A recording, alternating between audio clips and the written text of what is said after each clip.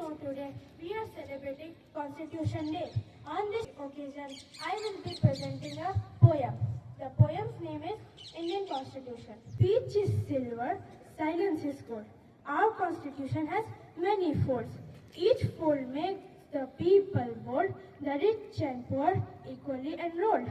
Our rights and duties are firmly held. Fundamental rights are clearly told. Name of religion no one can scold. Health and education everyone afford.